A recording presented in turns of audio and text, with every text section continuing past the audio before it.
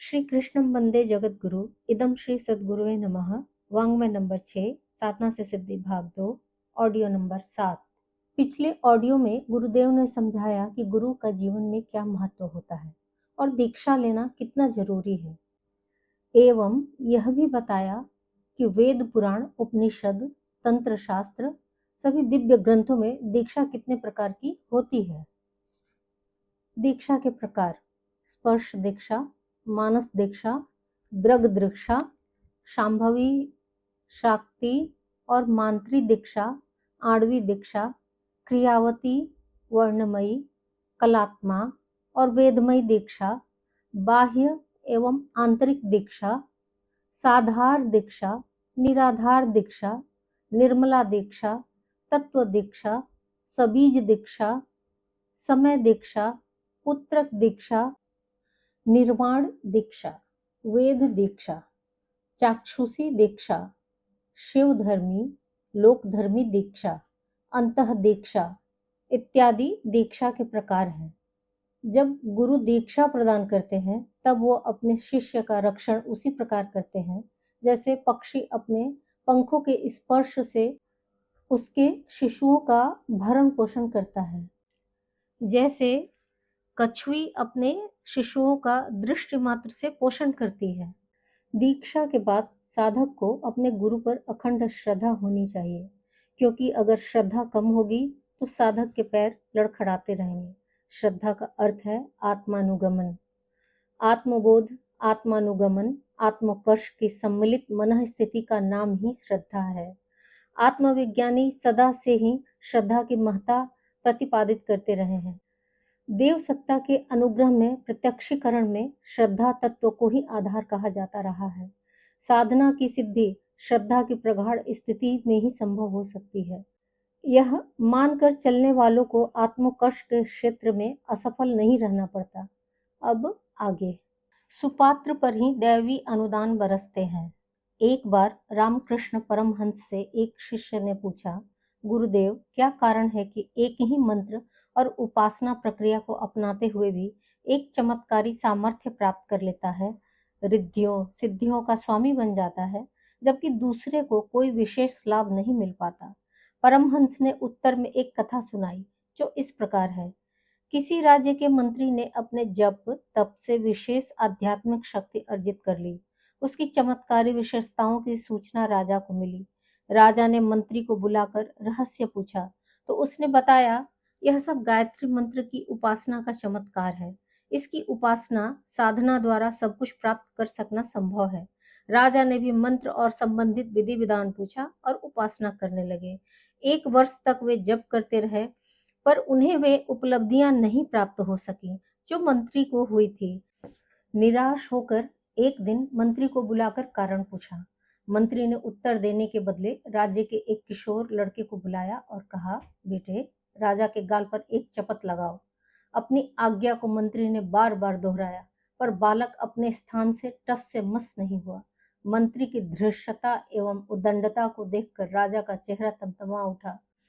उसने लड़के को कड़े स्वर में निर्देश दिया, इस मंत्री को 2 चपत लगाओ। लड़के ने तुरंत 2 चपत जड़ दिए। राजा का चेहरा अभी भी क्रोध के आवेश में तमतमा रहा था। मंत्री ने नम्रता से उत्तर दिया, राजन, धृष्टता क्षमा करे, यह सब आपके समाधान के लिए किया गया था। आपके प्रश्न का उत्तर यही है। मुख से कही बात अधिकारी पात्र की ही मानी जाती है। मंत्र जप से चमत्कार पात्रता विकसित होने पर ही आता है। इस कथा को सुनाने के बाद रामकृष्ण परमहंस ने कहा, उपासना का, मंत्र जप का चमत्कारी प्रतिफल उन्हें ही मिल पाता है जिन्होंने अपने गुण कर्म स्वभाव को परमात्मा के अनुरूप ढाल लिया हो। संत ज्ञानेश्वर में जहाँ ज्ञान, विवेक, सदाशयता एवं सहिष्णुता की लौकिक विशेषताएं दिखाई पड़ती थी, वहीं अलौकिक स्तर की रिद्धि सिद्धियों एवं चमत्कारों की झांकी भी मिलती थी। एक महिला उनकी इन उपलब्धियों से विशेष प्रभावित होकर साधना करने लगी। कुछ समय तक उपासना करने के बाद जब उसे कोई विशेष उपलब्धि नहीं हुई तो वह संत के पास जाकर बोली, देव, भगवान भी बड़ा पक्षपाती है। वह किसी किसी को तो रिद्धि सिद्धियों का स्वामी बना देता है और किसी को कुछ भी नहीं देता। संत ज्ञानेश्वर मुस्कुराए और बोले, बहन ऐसा नहीं है। भगवान विशिष्ट विभूतियां सत्पात्रों को देता है। पात्रता विकसित करके हर कोई उन्हें प्राप्त कर सकता है। तो इसमें भगवान की क्या विशेषता रही?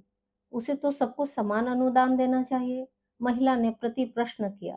संत उस समय तो चुप रहे, पर दूसरे ही दिन उन्होंने प्रातःकाल मोहल्ले के एक मूर्ख व्यक्ति को उस महिला के पास यह कहकर भेजा कि उससे सोने के आभूषण मांग लाओ। मूर्ख ने जाकर आभूषण मांगे, पर उस महिला ने तो झड़क कर उसे बिना आभूषण दिए ही भगा दिया। थोड़ी देर बाद संत ज्ञानेश्वर स्वयं उस स्त्री के पास पहुंचे और बोले, आप एक दिन के लिए अपने आभूषण दे दें, आवश्यक काम करके लौटा देंगे। महिला ने बिना कोई प्रश्न पूछे संदूक खोला और सहर्ष अपने कीमती आभूषण संत को सौंप दिए। आभूषण हाथ में लेकर संत ने पूछा, अभी अभी जो दूसरा व्यक्ति आया था उसे आभूषण क्यों नहीं दिए? स्त्री बोली, उस मूर्ख को आभूषण कैसे दे दें? संत ज्ञानेश्वर बोले, बहन जब आप सामान्य से आभूषण बिना सोचे विचारे कुपात्र को नहीं दे सकती हैं, तो फिर परमात्मा अपने दिव्यानुदानों को कुपात्रों को कैसे दे सकता है? वह तो बारंबार इस बात की परीक्षा करता है कि जिसको अनुदान दिया जा रहा है उसमें पात्रता है अथवा नहीं। पात्रता के अभाव में सांसारिक जीवन में भी कहाँ किसी को कुछ विशेष उपलब्ध हो पाता है। अपना सगा होते हुए भी एक पिता मूर्ख और गैर जिम्मेदार पुत्र को अपनी विपुल संपत्ति नहीं सौंपता। विशिष्ट सरकारी सेवाओं में चयन योग्यता की कसौटी पर खरे उतरने वालों का ही होता है। कोई भी व्यक्ति निर्धारित कसौटियों पर खरा उतरकर विशिष्ट स्तर की सफलता अर्जित कर सकता है। मात्र मांगते रहने से कुछ नहीं मिलता। हर उपलब्धि के लिए मूल्य चुकाना पड़ता है। बाजार में विभिन्न तरह की वस्तुएं दुकानों में सजी होती हैं, पर उन्हें कोई मुफ्त में कहाँ प्राप्त कर पाता है। अनुनय विनय करने वाले तो भीख जैसी नगण्य उपलब्धि ही पाते हैं। पात्रता के आधार पर शिक्षा, नौकरी, व्यवसाय आदि क्षेत्रों में भी विभिन्न स्तर की भौतिक उपलब्धियां हस्तगत करते सर्वत्र देखा जा सकता है। आध्यात्म क्षेत्र में भी यही सिद्धांत लागू होता है। भौतिक क्षेत्र की तुलना में आध्यात्म के प्रतिफल कई गुना अधिक महत्वपूर्ण, सामर्थ्यवान और चमत्कारी हैं। किन्हीं किन्हीं महापुरुषों में उन चमत्कारी विशेषताओं को देख एवं सुनकर हर व्यक्ति के मुंह में पानी भर आता है। उन्हें प्राप्त करने के लिए मन ललचाता है, पर अभीष्ट स्तर का आध्यात्मिक पुरुषार्थ न कर पाने के कारण उस ललक की पूर्ति नहीं हो पाती। पात्रता के अभाव में अधिकांश को दिव्य आध्यात्मिक विभूतियों से वंचित रह जाना पड़ता है, जबकि पात्रता विकसित हो जाने पर बिना मांगे ही वे साधक पर बरसती हैं। उन्हें किसी प्रकार का अनुनय विनय नहीं करना पड़ता। दैवी शक्तियां परीक्षा तो लेती हैं, पर पात्रता की कसौटी पर खरा सिद्ध होने वालों को मुक्त हस्त से अनुदान भी देती है। मिलता उन्हें ही है जो लौकिक कामनाओं ऐषणाओं से मुक्त हैं, निष्पृह और उदार हैं, जिनका हृदय दया करुणा से अनुप्राणित है। मातृवत परदारेषु आत्मवत सर्वभूतेषु की आस्था को जिन्होंने साकार कर लिया है, ऐसों पर देव शक्तियां रिद्धि सिद्धियों की वर्षा अपने आप करती है।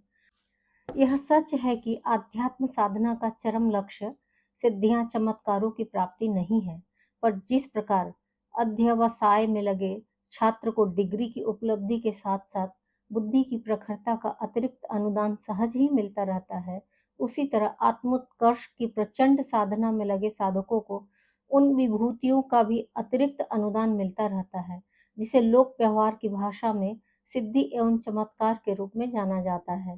पर चमत्कारी होते हुए भी यह प्रकाश की छाया जैसी ही है। प्रकाश की ओर चलने पर छाया पीछे पीछे अनुगमन करती है। अंधकार की दिशा में बढ़ने पर छाया आगे आ जाती है। उसे पकड़ने का प्रयत्न किया जाए तो भी पकड़ में नहीं आती। इसी प्रकार प्रकाश अर्थात दिव्यता की ओर, श्रेष्ठता की ओर, परमात्मा पथ की ओर बढ़ने पर छाया अर्थात रिद्धि सिद्धियां साधक के पीछे पीछे चलने लगती हैं। इसके विपरीत उन्हीं की प्राप्ति को लक्ष्य बनाकर चलने वाले पर भी आत्मविकास की साधना से वंचित बने रहने से वे पकड़ में नहीं आते। दिव्यता की ओर बढ़ने का अर्थ है अपने गुण, कर्म और स्वभाव को इतना परिष्कृत व परिमार्जित कर लेना कि आचरण में देवत्व प्रकट होने लगे। इच्छाएं, आकांक्षाएं देव स्तर की बन जाए, संकीर्णता व स्वार्थपरता हेय और तुच्छ लगने लगे, समष्टि के कल्याण की इच्छा एवं उमंग उठे और उसी में अपना भी हित दिखाई दे, दूसरों का कष्ट व दुख अपना ही जान पड़े और उनके निवारण के लिए मन मचलने लगे, सभी मनुष्य व समस्त प्राणी अपनी ही सत्ता के अभिन्न अंग लगने लगे। आत्मविकास की इस स्थिति पर पहुंचे हुए साधक की रिद्धि सिद्धियां सहचरी बन जाती हैं, पर इन अलौकिक विभूतियों को प्राप्त करने के बाद वे साधक उनका प्रयोग कभी भी अपने लिए अथवा संकीर्ण स्वार्थों के लिए नहीं करते। संसार के कल्याण के लिए ही वे उन शक्तियों का सदुपयोग करते हैं। स्वामी रामकृष्ण परमहंस को कितनी ही चमत्कारी विभूतियां प्राप्त थीं, पर उन्होंने कभी भी उनका प्रयोग व्यक्तिगत कार्यों के लिए नहीं किया। प्रख्यात है दूसरों के दुख दर्द मिटाने में कितनी ही बार उन्होंने अपनी शक्ति का प्रयोग किया। असाध्य रोगों से पीड़ित रोगियों को भी कई बार चमत्कारी लाभ मिला। वे स्वयं गले के कैंसर से परेशान थे, मर्मांतक पीड़ा गले में होती रहती थी। एक बार उनके पास शशधर चूड़ामणि नामक एक व्यक्ति पहुंचे। उन्होंने कहा, आप समर्थ हैं, चाहे तो अपनी संकल्प शक्ति का प्रयोग करके अपने रोग को अच्छा कर सकते हैं। परमहंस बोले, ईश्वरीय कार्यों के लिए मिली शक्ति का उपयोग अपने इस नश्वर शरीर के लिए करो, इससे बढ़कर दुख की बात दूसरी नहीं होगी। यह सृष्टा के विधान का उल्लंघन है। जगत गुरु आद्य शंकराचार्य यौगिक सिद्धियों विभूतियों से परिपूर्ण थे। दीन दुखियों को उनकी अलौकिक विशेषताओं का लाभ भी मिलता रहता था। वे स्वयं भगंदर रोग से ग्रस्त थे। धर्म प्रचार के लिए उन्हें अनवरत यात्रा करनी पड़ती थी। तब परिवहन और यात्रा की आज जैसी सुविधा भी नहीं थी। पैदल ही चलकर लंबी दूरियां तय करनी पड़ती थी। ऐसे में भगंदर की पीड़ा मृत्यु जैसा कष्ट देती थी। स्वयं कष्ट सहते रहे, पर उन्होंने कभी उसके निवारण के लिए प्राप्त दैवी शक्तियों का उपयोग नहीं किया। अपने स्वयं के प्रति कठोर होते हुए भी महापुरुष समाज, देश एवं मानव मात्र के हित के लिए इन संपदाओं का उदारता पूर्वक उपयोग करते देखे जाते हैं। उन दिनों स्वामी विवेकानंद इंग्लैंड में थे। जमशेद जी टाटा भी उद्योग की तकनीकी जानकारियां प्राप्त करने के लिए इंग्लैंड के विशेषज्ञों से परामर्श लेने गए थे। उन्हें भारत में एक ऐसे स्थान की खोज थी जहां की स्टील उद्योग के लिए प्रचुर परिमाण में कोयला एवं पानी की मात्रा उपलब्ध हो। लक्ष्य था देश को समृद्ध बनाना। कार्य अत्यंत कठिन था। भूगर्भ में दबी संपदा का परिचय दे सकना किसी अतीन्द्रिय सामर्थ्य संपन्न व्यक्ति द्वारा ही संभव था। इंग्लैंड में ही उन्हें सूचना मिली कि स्वामी विवेकानंद उद्बोधन के लिए आए हैं। उनकी ख्याति टाटा ने पहले ही सुन रखी थी। अविलंब स्वामी जी के पास पहुंचे तथा सहज एवं निर्मल भाव से अपना मंतव्य स्पष्ट किया। स्वामी जी की पैनी दृष्टि ने टाटा का परमार्थ भाव स्पष्ट देख लिया। उन्होंने अपनी सूक्ष्म दृष्टि से टाटा को बिहार के वर्तमान जमशेदपुर स्थान का पता बताया। उल्लेखनीय है कि यह स्थान स्टील उद्योग के विकास में सर्वाधिक सहायक सिद्ध हुआ। साधना मार्ग पर आरूढ़ साधकों को दिव्य अलौकिक शक्तियां भी मिलती हैं, पर उनके मिलने का आधार एक ही है, उपासना के साथ साथ अपनी पात्रता का विकास करना। पात्रता अर्थात अपने व्यक्तित्व को दैवी गुणों देवत्व से परिपूर्ण बनाना। यह संभव हो सके तो वे विभूतियां अपने आप सहचरी बन सकती हैं, जिन्हें चमत्कारों के रूप में जाना जाता है। दैवी चेतना न किसी से पक्षपात करती है, न किसी को दीनहीन अथवा संकटपूर्ण स्थिति में रहने देना चाहती है। कई बार इस माध्यम से कई लोगों को महत्वपूर्ण सूचनाएं मिलती हैं, जबकि अनेक लोग इस संपर्क से सर्वथा वंचित रहते हैं। ऐसे प्रकरणों में दैवी सत्ता की कृपा कुछ व्यक्ति विशेष पर ही क्यों होती है? इसके मूल में पात्रता को ही प्रधान कारण मानना चाहिए। अमेरिका के चार्ल्स फिल्मोर एक सात्विक व संत प्रकृति के व्यक्ति थे। वे अपना कुछ समय नित्य ही ध्यान साधना में लगाया करते थे। अपने उत्तरार्ध जीवन में उन्होंने जिस सोसाइटी ऑफ यूनिटी नामक संस्था की स्थापना की थी, उसकी अभिप्रेरणा उन्हें दैवी सत्ता द्वारा ही प्राप्त हुई थी। बाद में इस संस्था ने अमेरिका एवं विश्व के अनेक देशों में अध्यात्म का संदेश पहुंचाने एवं लोगों को उत्कृष्टता के मार्ग पर ले चलने का एक अभियान शुरू किया, जिसके परिणाम काफी उत्साहवर्धक रहे। अभी भी यह संस्था पूरी तरह सक्रिय है। भगवान बुद्ध को राजपाट छोड़कर सन्यासी बन जाने और बाद में बुद्धत्व प्राप्त कर समस्त विश्व को सत्य, अहिंसा, प्रेम व सदाचार के आध्यात्म पथ पर ले चलने की प्रेरणा भी दैवी चेतना ने ही दी थी। एक दिन उन्हें ऐसी अनुभूति हुई जैसे कोई कह रहा हो, सामान्य मनुष्य जन्म लेता है और पेट प्रजनन की सामान्य प्रक्रिया से गुजरते हुए मरण को प्राप्त होता है। तुम्हारा जन्म जीवन को इस प्रकार गुजार देने के लिए नहीं हुआ। तुम्हें असाधारण कार्य करना है। इसके लिए स्वयं को तैयार करो।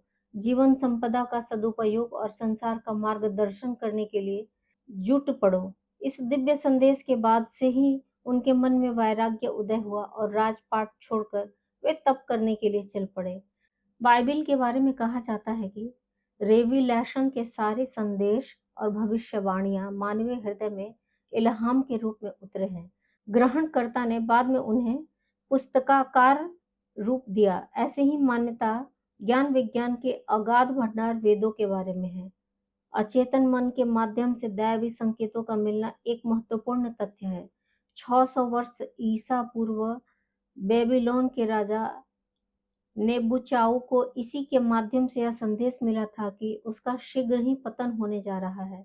मेडिया के राजा अस्ट्रायागेस को पूर्वाभास हुआ था कि उनकी लड़की राजकुमारी मैडेना का विवाह एक अंतरजातीय लड़के से हो गया है।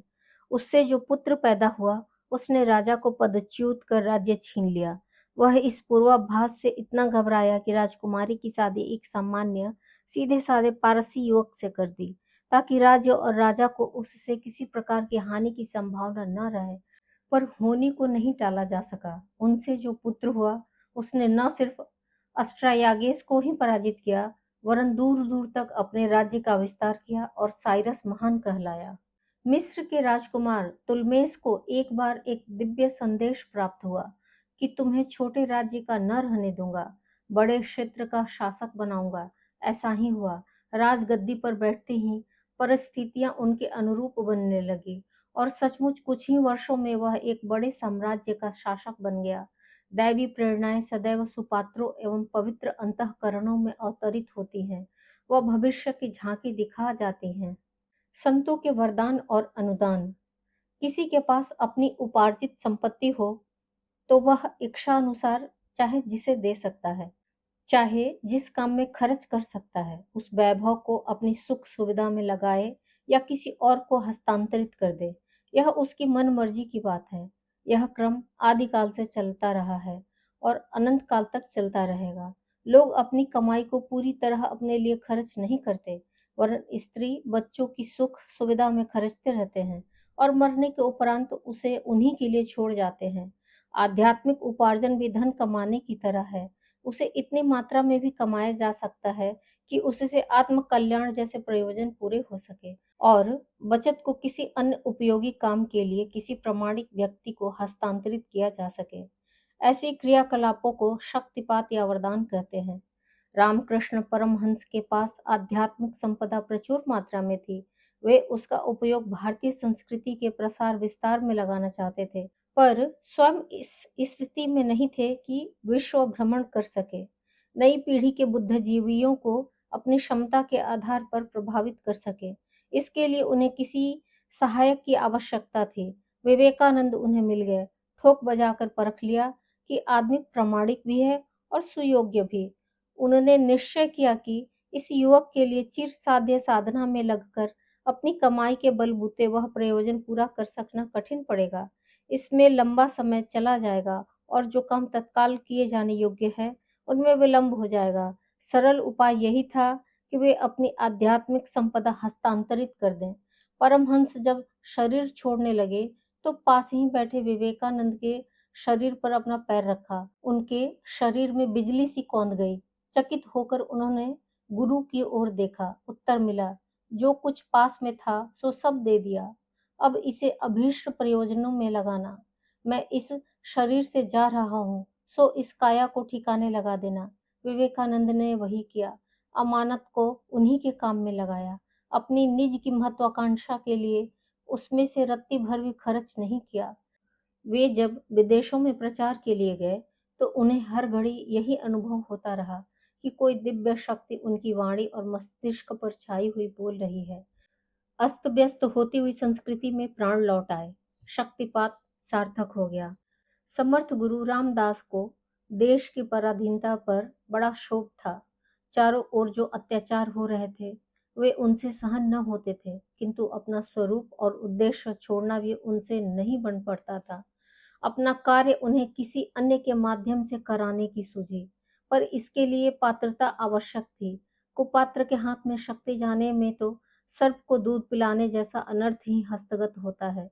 उनकी निगाह शिवाजी पर गई, पर बिना जाने अपना उपार्जन ऐसे ही किसको दे दिया जाए।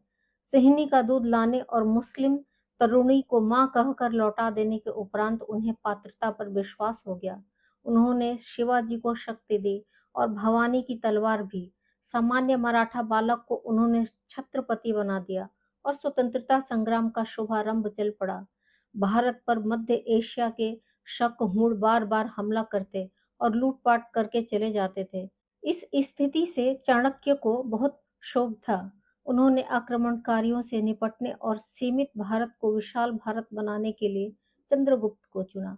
चंद्रगुप्त को सफलताएं मिलती गईं और वे भारत का सुदूर क्षेत्रों तक विस्तार करने में समर्थ हुए। आक्रमणकारियों की तो उन्होंने कमर ही तोड़ दी थी। गांधी जी सर्वोदय का काम करना चाहते थे, पर राजनीति उन्हें छोड़ नहीं रही थी। उन्होंने विनोबा को चुना और वे देश में रचनात्मक कार्यों को अग्रगामी बनाने में सफल हुए। ये वे घटनाएं हैं जिनमें उच्च उद्देश्यों की पूर्ति के लिए तपस्वियों ने अपना तप सत्पात्रों को हस्तांतरित किया है। स्वामी दयानंद की सफलताओं का परोक्ष श्रेय उनके गुरु स्वामी विरजानंद को जाता है। यह एक तथ्य है कि उच्च उद्देश्यों के लिए तपस्वियों एवं देवताओं की कृपा उपलब्ध होती है। गांधी जी का व्यक्तित्व दैवीय अनुकंपा से चमका था। महामना मालवीय हिंदू विश्वविद्यालय की श्रद्धानंद गुरुकुल कांगड़ी, हीरालाल शास्त्री वनस्थली बालिका विद्यापीठ की स्थापना जैसे महान कार्य अपने व्यक्तित्व के बलबूते नहीं वरन दैवी अनुकूलता के सहारे ही कर सके। सुग्रीव, विभीषण, नरसिंह मेहता, सुदामा आदि की उच्च स्थिति प्राप्त कराने में भगवान ही सहायक रहे। भगीरथ द्वारा गंगावतरण की प्रक्रिया में शिवाजी का कम योगदान नहीं रहा। शिव से ही परशुराम ने वह कुल्हाड़ा प्राप्त किया था जिसके द्वारा उन अकेले नहीं अगणित अनीति करने वाले सत्ताधीशों के सिर काट दिए।